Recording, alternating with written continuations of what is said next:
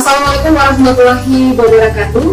Selamat pagi Sobat BKN dimanapun Anda berada. Kita berjumpa dalam acara Inspirasi Ramadan program sahur bersama BKN PDI Perjuangan.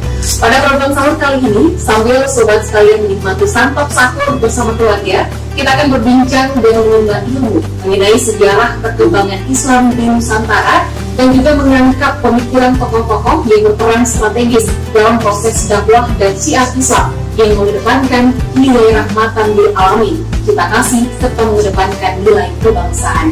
Nah, pada episode kali ini, kita akan berbincang dan mengambil inspirasi dari seorang ulama asal tanah para Jawara, tepatnya di Desa Cidahu, Pandeglang, Banten, yang bernama Kiai Haji Muhammad Dimyati, atau kita kenal dengan panggilan Abu Yati Dimyati.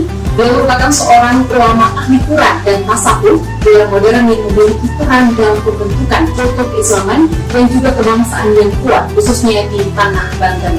Nah, dalam membahas tema ini di tengah kita telah hadir seorang narasumber yang merupakan salah seorang murid Abu Yati Dimyati Banten, yang juga dikenal sebagai seorang kiai, musisi, pelukis, serta pengasuh pondok pesantren Raudhatul Fatihah di daerah Bantul, Yogyakarta. Beliau adalah Kiai Haji Muhammad Fuad Riyadi, atau yang kita kenal di banyak platform media sosial dengan nama Gus Fuad Riyadi.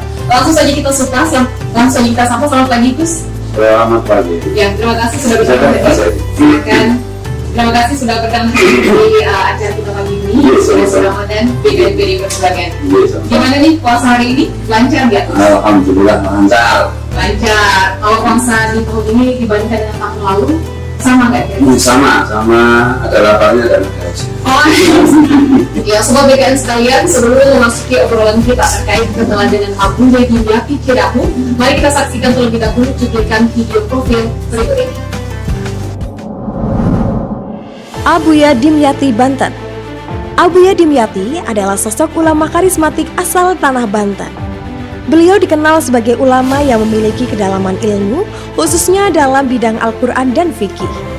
Bagi masyarakat Banten, khususnya Pandeglang, ulama kelahiran tahun 1925 ini adalah sosok sepuh yang sulit tergantikan. Beliau mendirikan pesantren Quran di daerah Cidahu, Pandeglang, Banten, dan telah melahirkan banyak ulama-ulama yang punya peran di tingkat nasional.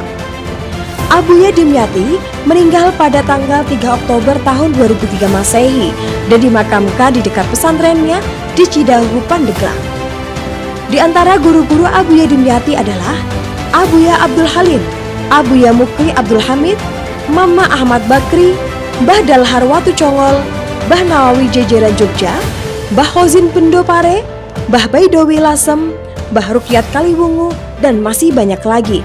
Kesemua guru-guru beliau bermuara pada Syekh Nawawi Al-Bantani.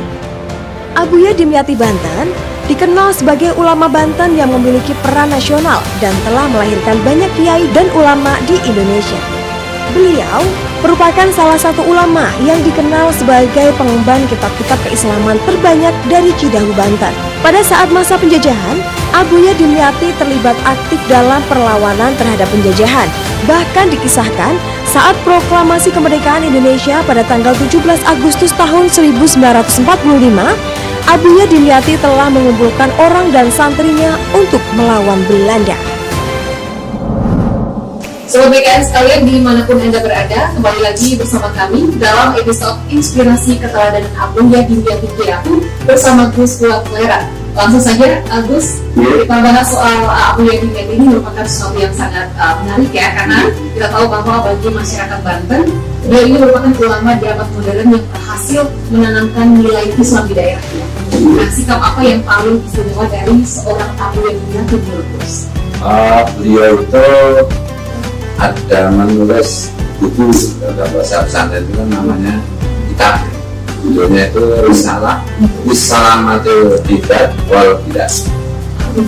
Artinya itu risalah atau penjelasan untuk keselamatan warga negara dan bangsa dan negaranya. Ini menunjukkan bagaimana beliau itu punya perhatian yang sangat luar biasa kepada bangsa dan negara kita. Dan beliau juga menguraikan apa itu butir-butir Pancasila. nilai-nilai yang di apa itu digali dari Pancasila itu beliau merumuskan berapa sampai segitu. Dan beliau itu senang menyanyikan lagu Garuda Bangga. Nah ini orang nggak tahu pasti. Nah, dan saya tadi malam diperdengarkan suara beliau sudah menyanyikan lagu Garuda Pancasila. Kalau kita melihat profil Abuya Dimyati yang disebut dengan dulunya para wali di tanah Jawa, dengan sanad ilmu yang lengkap, dengan sanad orekot yang lengkap, dengan prinsip beliau apa itu orekot emang ngaji kan. Orekot saya adalah mengaji, orekot saya adalah membaca, mengkaji. Itu dan karisma beliau luar biasa gitu. Kita tadi malam saya juga dengarkan itu oleh salah satu keluarga beliau. Saya sudah keluarga kan, bukan adik saya. Ternyata beliau itu senang nyanyi Garuda Pancasila. Aku kaget betul itu. Sejujurnya itu akhirnya. Artinya beliau memang menunjukkan bahwa beliau sangat mencintai bangsa ini. Iya, ya, sampai menuliskan itu apa itu yang tadi saya sebutkan. Dan beliau itu selalu mengajak masyarakat untuk mendoakan bangsa dan negara dan pemerintah yang sedang bertugas. Kalau sekarang khotbah Jumat terutama di kalangan pesantren itu kan ada mendoakan dengan bahasa Arab, kemudian ditambah Baladina Indonesia gitu, negeri kami Indonesia. Nah, itu yang dulu mula-mula yang mengajarkan dan mempopulerkan itu Abuya Dimyati. Ya, jadi foto-foto pesantren di kampung-kampung santri kan selalu mendoakan tentang Indonesia di khotbahnya itu pakai bahasa Arab, nanti ditambahi kosakata bahasa Indonesia, Baladina Indonesia. Nah, itu yang mengajarkan dan mempopulerkan itu Abuya Dimyati. Biasa ya. Dan saya masih bertanya-tanya kenapa sih beliau sampai menulis kitab ini? Apa yang inspirasi beliau? Apakah mungkin waktu itu mungkin ada sesuatu gejolak yang sampai membuat beliau menulis kitab ini? Ya, bagi beliau itu salah satu kewajiban beliau menjaga bangsa dan negara. Itu adalah kewajiban orang beriman. Dalam istilah lain, ujul akan minaliman kan, apa itu cinta tanah air termasuk iman. Beliau merumuskan mencintai bangsanya, mencintai negaranya. Itu adalah bagian dari kewajiban orang beriman. Dan juga beliau itu waktu yang menziarahi beliau itu ternyata juga bukan hanya orang Islam saja. Banyak yang non-Muslim juga. Itu di sana itu ada sebuah Badui, ya. Benar. Badui yang beragama apa itu, agama aliran kepercayaan atau apa, itu juga ziarah ke Abuya Dimyati. Artinya beliau ini sangat dihormati, dihargai oleh berbagai kalangan, Betul, baik yang betul. dari Muslim itu sendiri maupun yang non Muslim ya. Betul, kalau di kalangan ulama kan memang beliau reputasinya kan sudah sudah semua orang maklum lah, sampai luar negeri juga kan, sampai apa itu, termasuk salah satu imam Masjidil Haram itu yang paling populer itu namanya kan Abdurrahman As-Sudais. Itu sanad Qurannya kan lewat Abuya Dimyati kan. Iya, segitunya. Makanya Abdurrahman As-Sudais itu kalau di sana kan madhabnya kan Maliki. Kalau Maliki itu kalau sholat habis takbiratul ihram kan biasanya gini. Kalau Syafi'i itu kan bersedekap. Ya. Ya, Abdurrahman As-Sudais itu kan sedekap. Nah itu. Kalau Hanafi lain lagi sedekap tapi begini kan. Oh, beda gaya ya. Iya. Ini boleh-boleh saja. Ini saya coba ingin gambarkan betapa pengaruh Abuya Dimyati di lingkungan ulama itu Sangat luar kuat. biasa, sangat-sangat kuat. Betul. Dan beliau juga ini kan dikenal sebagai waliullah dari Banten. Iya. Bagaimana sesungguhnya kita melihat secara sosial sosok waliullah ini, Gus? Mbah Dim itu setiap habis sholat Jumat beliau membawa banyak uang dan semakin lama semakin banyak. Kemudian beliau itu mendatangi rakyat yang misalnya masih belum sejahtera gitu. Kemudian ditanyakan oleh beliau apa ada masalahkah, terus apa, kemudian kasih uang. Nah, itu beliau itu punya kebiasaan seperti itu. Dan biasa beliau lakukan ini setiap hari atau? Setiap hari Jumat, setiap hari Jumat. setelah sholat Jumat gitu. Beliau keliling masyarakat, kira-kira yang masih kekurangan ditanyai di ini apa kebutuhannya, kemudian dibantu. Itu beliau lakukan itu hanya di daerah di Banten sendiri atau maksudnya setiap sholat Jumat itu berganti-ganti tempatnya? Ya dimanapun beliau salat Beliau Jumat ya berada. di situ beliau melakukan. Selalu, dan itu wajib. Ya, dan beliau kan juga pernah tinggal di Jogja di daerah Pleret, Jejeran ya, Wonokromo itu tempat kelahiran saya. Beliau melakukan itu. Luar biasa. Dimanapun beliau selalu begitu. Ada nggak sih mungkin ulama atau mungkin anak muridnya beliau akhirnya meniru gaya itu, cara itu? Saya kira banyak ya, tapi mungkin saya belum tahu saja gitu ya, belum tahu, artinya belum mendengar testimoni-testimoni gitu. Tapi kan salah satu pewaris beliau yang sekarang di tingkat nasional tuh kita kenal kan namanya Abuya Muhtadi. Ya, Ya, Abuya Muhtadi yang begitu getol melawan radikalisme. betul. Dan Mbah Dim itu juga memang sejarahnya kalau dengan radikalisme itu luar biasa perlawanannya. Dan Seperti juga, apa aja, Gus? Cara beliau untuk melawan radikalisme saat itu? Ya, beliau selalu mengajarkan tidak boleh mengecam orang, tidak boleh memaksakan agama kepada orang. Misalnya kalau sekarang, kemarin sekarang alhamdulillah sudah enggak ya. Iya. Jadi ini misalnya puasa-puasa gitu, warung ditutup lah kan. Kalau Mbah Dim tahu dimarahin untuk warung. Apa-apaan misalnya kayak gitu. Jadi beliau selalu mengajarkan bahwa la ikrah fiddin, keyakinan agama itu sedikit pun tidak boleh dipaksakan. Maka kemarin kalau teman-teman mengikuti vlog saya itu kan saya bikin jargon hormatilah orang yang tidak puasa. Kayaknya- Karena ini kan jargonnya hormatilah Betul. orang yang puasa. Betul. Nah ini inspirasi saya, hormatilah orang yang tidak berpuasa itu. Dari beliau? Dari beliau, dari Abuya Dimyati. Bagaimana beliau itu bersikap kepada semua keyakinan beragama. Gitu. Karena memang selama ini kita tahunya memang bagaimana sih kita menghormati orang yang puasa ya, Iya. bukan yang puasa menghormati yang tidak puasa gitu. Iya, ya aneh bagi saya kayak gitu. Orang puasa itu ya harusnya menghormati orang yang tidak puasa, apalagi konteks negara kita itu kan mayoritas kan Muslim. Betul. Ya, yang tidak puasa itu kan dalam tanda petik mungkin sedikit. Ya harus dihormati, harus dijaga. Karena salah satu pesan Mbah Dim pada saya itu begini, Fuad, imanmu itu baru mulai benar ketika kamu ucapkan syahadat. Pada saat itu kamu menatap semua makhluk Tuhan hanya dalam satu jenis tatapannya, itu kasih sayang. Iya. Kasih sayang luar biasa. Boleh tahu Gus berguru sama beliau itu berapa lama? Saya itu kan ya karena istri beliau kan bude saya kan. Jadi saya sebenarnya tidak pernah mondok di tempat beliau. Guru saya itu kan kakak beliau, ada kakak istri beliau namanya Ki Abdul Muhid salah satu. Dan secara rutin saya disuruh menghadap Abuya gitu. Sebulan sekali, kadang 2 kali, kadang 3 kali gitu. Dan seperti itu, sekali-sekali saya disuruh ikut ngaji santri-santri beliau. Hanya Gus gitu aja Yunji. lebih. Ada nggak pesan-pesan khusus yang beliau sampaikan langsung ke Gus? Setiap Ya, kali, tentu sebulan saja- sekali ketemu itu. Tentu saja banyak, Mbak. Tentu saja banyak, dan ya kalau pengen tahu ya Yang paling Gus ingat? saya kira itu ya, bahwa keberimanan bagi Mbah Dim itu adalah tidak ada tatapan kepada semua makhluk Tuhan kecuali hanya dalam Kasih satu tatapan, sayang. kasih sayang. Sebelum itu belum benar, kata beliau. Itu 2 kata yang luar biasa, kasih Iya, sayang. iya. Benar. Hanya itu saja. Syahadatmu itu mulai benar kalau kamu menatap semua makhluk Tuhan hanya dengan satu jenis tatapan, yaitu kasih sayang. Betul. Nah, itu yang paling ini ya, berkesan. Berkesan, ya. Dan terus beliau ini kan dikenal sebagai ulama ahli fikih dan Quran. Iya. Bagaimana beliau menanamkan nilai-nilai Al-Quran kepada santri dan masyarakat pada saat itu, Gus?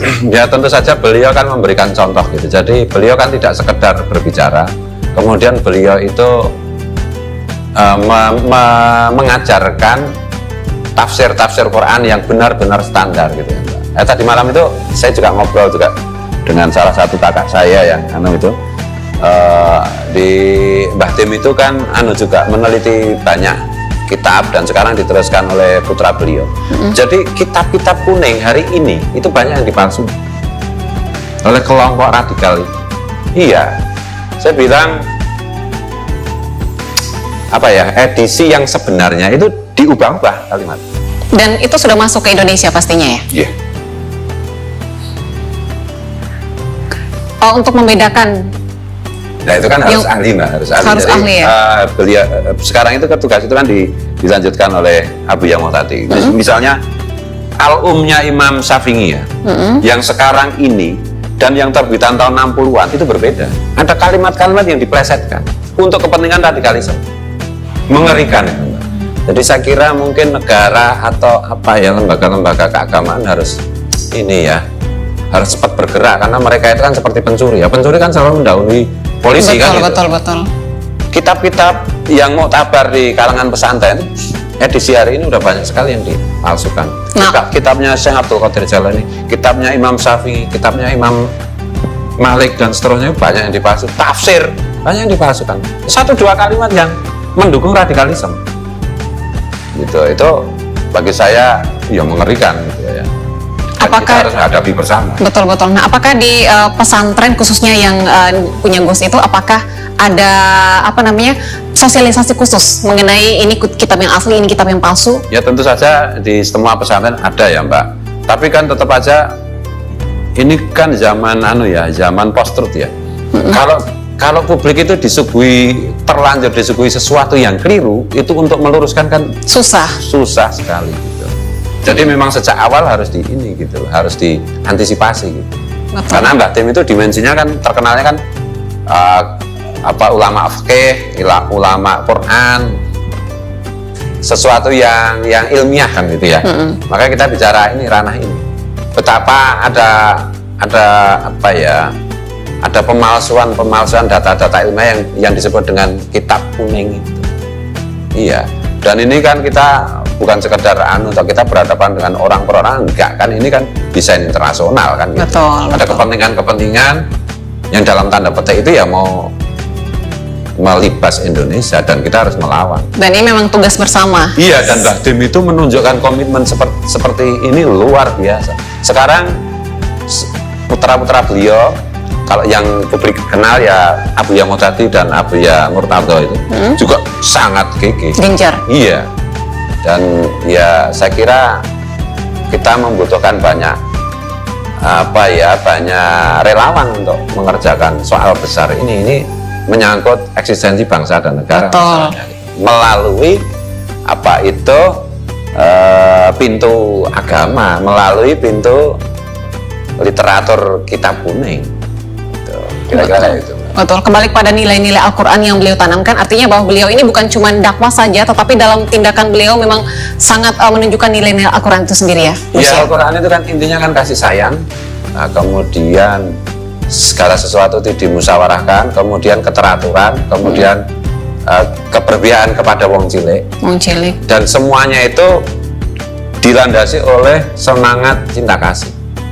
Gitu. Ini yang sekarang agak mirip-mirip dengan Kristen juga ya, hukum cinta kasih itu penting bukan sekali. hanya mirip, memang dalam hal ini kan sama kan? Iya, betul. Semua agama itu kan intinya mengajarkan kasih sayang gitu.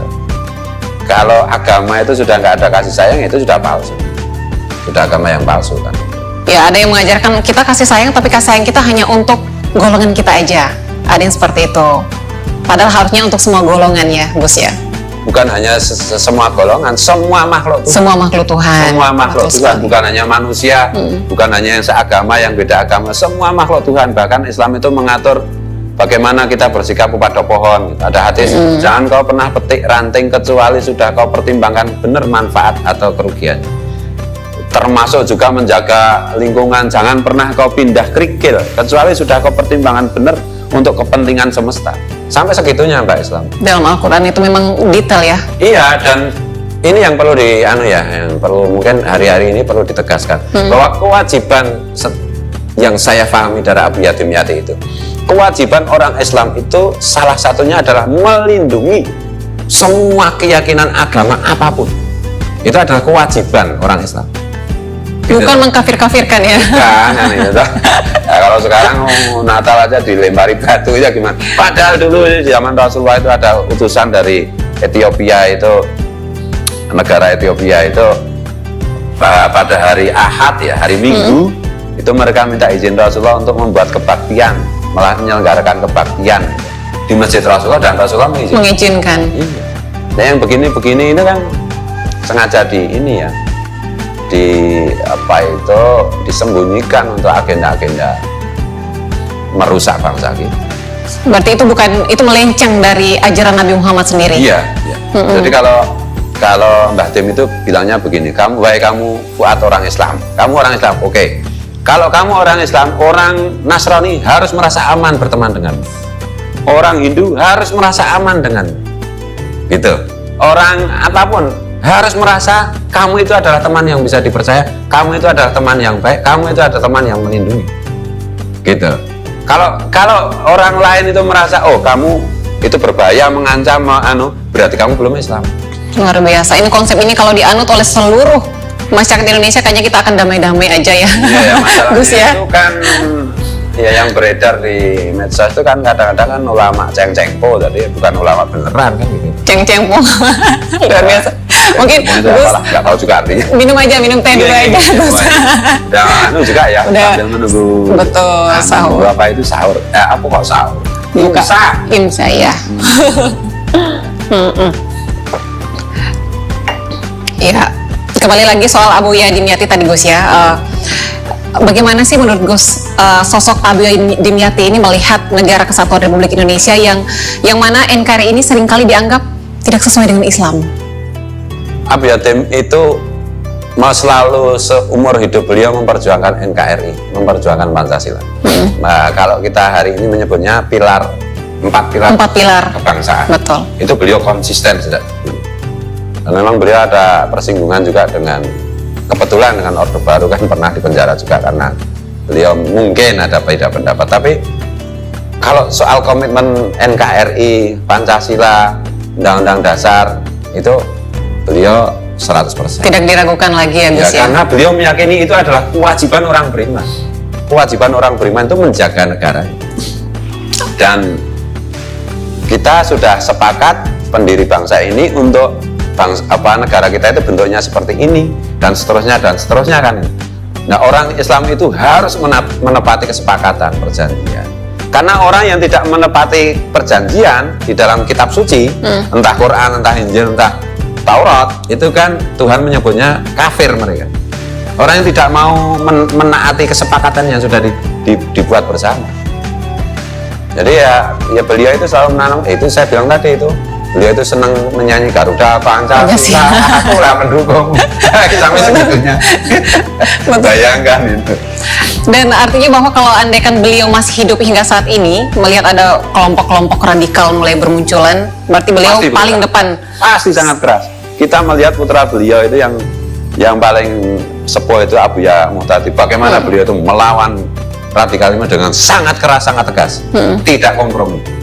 Itu berbahaya untuk bangsa ini, selalu begitu. Luar biasa. Adakah inspirasi yang dapat kita ambil dari sosok seorang Abuya Muhtadi agar kaum muda dapat meneladani beliau, Gus? Ya, Abuya Muhtadi itu kan putranya Abuya Dim ya, Ya. yang paling sepuh. Jadi semua kita kalau merasa beriman atau mengaku beriman ya seharusnya menjaga bangsa ini sebaik-baiknya. Seharusnya membuat semua warga negara dengan keyakinan atau agama apapun merasa aman dan nyaman melaksanakan agama dan keyakinan. Itulah Islam yang Sesungguhnya. sesungguh. Islam Nusantara juga. Islam pasti. Betul. Islam Nusantara kan istilah aja kan. Ya. Nah, Islam Nusantara itu ya Islamnya Rasulullah kan. Dan banyak kesaksian bahwa di dalam pengalaman-pengalaman spiritual itu Rasulullah itu yang paling disukai itu Islamnya orang Indonesia. Itu fakta ya. Ini konfirmasinya kan karena ini pengalaman mistis yang dialami oleh para pemegang otoritas kewalian seperti almarhum Syed Muhammad Al-Maliki yang di Mekah dan lain-lain. Seperti Guru Sukumbo, seperti ya banyak sekali kan ulama-ulama kita yang hebat baik di Indonesia maupun di luar negeri itu berkali-kali mimpi ketemu Rasulullah mengatakan bahwa Islam yang paling disukai Rasulullah itu Islamnya orang Indonesia. Islam Nusantara. Menurut Gus gimana? Ya, Kenapa sampai kayak gitu? Ya karena memang kita itu sejak awal bangsa ini itu sudah punya bakat untuk mewarisi sifat-sifat atau ajaran-ajaran para nabi kan gitu. Mungkin suatu ketika juga ada statement dari spiritualis Hindu bahwa ternyata Hindu yang paling disukai itu Hindu Indonesia. Kan bisa juga kan gitu. Karena memang Indonesia itu memang keren kok. Sangat beda dari negara-negara lainnya Gus ya. Iya, iya. Termasuk negara-negara Islam. Ya kalau negara Islam itu kan ya jargonnya aja negara Islam, apa benar mereka negara Islam? Nanti dulu lah kan. Gitu. Betul, Islam yang betul. bagaimana, rumusan yang bagaimana kan. Betul. Kalau menurut saya pribadi ya negara Islam itu ya negara Pancasila.